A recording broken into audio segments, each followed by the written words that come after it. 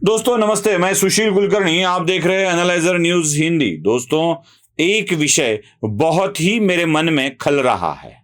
खल इसलिए रहा है कि एक व्यक्ति के आधार पर एक संगठन को जिस तरह से आहत करने की कोशिश हो रही है, उस विषय में मुझे आपसे बात करना बहुत ही जरूरी लगता है।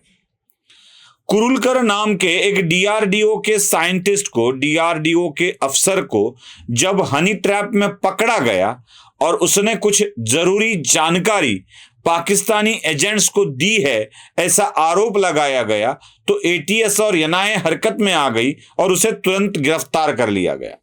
अब कुरुलकर की आड़ में दो आरोप लगाए जा रहे थे। एक आरोप उनकी जाति पर भी लगाया जा रहा था और दूसरा आरोप उनके स्वयंसेवक होने के कारण राष्ट्रीय स्वयंसेवक संघ पर भी लगाया जा रहा था। बताया यह जा रहा है कि राष्ट्रीय स्वयंसेवक संघ के संस्कार देखिए, ये संस्कारी लोग कैसे इसमें फंस जाते हैं, महिलाओं में फंस जाते हैं, हनी ट्रैप में फंस जाते हैं, तो ढोंग करते हैं संघी ब्रह्मचारी होने का यह भी आरोप लगाया जाता है। सबसे पहले तो मैं एक बात बता दूं, जो पूर्णकालीन संघ स्वयंसेवक होते हैं, जो प्रचारकी जीवन बिताते हैं, वही ब्रह्मचर्य का पालन करते हैं। बाकी लोग गृहस्थ जीवन ही जीते हैं। मतलब जो संघ में है वो सारे के सारे ब्रह्मचारी होते हैं, ऐसा नहीं है। बहुत सारे लोग गृहस्थ जीवन ही जीते हैं। कुछ लोग अपना ब्रह्मचर्य का पालन करके अपनी संपूर्ण जीवनी संघ कार्य को, राष्ट्र कार्य को समर्पित कर देते हैं। अब संघ एक इतनी बड़ी संस्था है कि उससे जुड़ा हुआ कोई भी व्यक्ति संघ के साथ आ जाता है और वो खुद को संघ स्वयंसेवक समझने लगता है। संघ स्वयंसेवक खुद को समझना मतलब मैं खुद को संघ स्वयंसेवक मानता हूं, इसका मतलब संघ भी मुझे स्वयंसेवक मानता है, ऐसे बिल्कुल नहीं है। ऐसे बिल्कुल समझना भी नहीं चाहिए, क्योंकि संघ ने स्वयंसेवक मानना और मैंने खुद को स्वयंसेवक समझना, इसमें एक बड़ा अंतर है। चलो छोड़ दीजिए इन बातों को। स्वयंसेवक है तो ठीक है, चलो मान लेते हैं कि स्वयंसेवक है। अब चूंकि जो संघ का स्वयंसेवक है वो अगर कुछ गलती करता है तो उसे छिपाने की बात अगर संघ करता है तो संघ दोषी है। मतलब मैंने गलती की है और मेरी गलतियों को मेरे सर के ऊपर काली टोपी होने के कारण संघ मुझे बचाने की कोशिश करता है तो गलत है।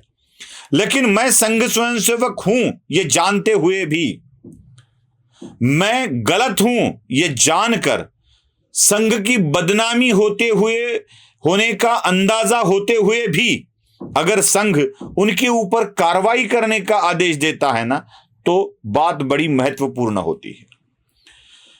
देश के प्रधानमंत्री संघ स्वयंसेवक है, देश के गृह मंत्री स्वयंसेवक है, राज्य के गृह मंत्री भी स्वयंसेवक है।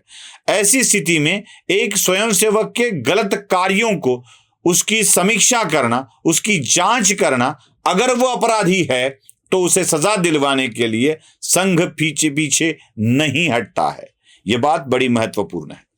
जो आरएसएस पर आरोप लगा रहे हैं उनके लिए मैं बता दूं, देश में एक ऐसे व्यक्ति जन्म लिए थे जिनको वृद्धावस्था के दौरान भी चलने के लिए दो महिलाओं का सहारा लेना पड़ता था। संघ के किसी व्यक्ति ने उन्हें बदफैली या कामुक जीवन जीने वाले ऐसा करार नहीं दिया था।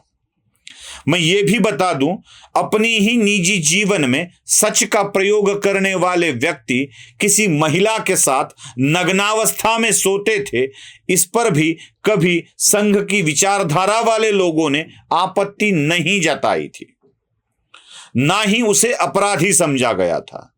अपने ही देश में एक महात्मा का बेटा अपनी ही पुत्री के ऊपर बार बार अत्याचार करता है और उस अत्याचार की फरियाद लेके वही पुत्री अपने दादाजी के पास चली जाती है। दादाजी अपनी पुत्री पर हुए अत्याचार को देख अपने ही बेटे को खत लिखकर इसके बारे में सवाल पूछते हैं। तब किसी ने नहीं कहा था कि वो जिस विचारधारा के है उस विचारधारा के लोग ही बलात्कारी है।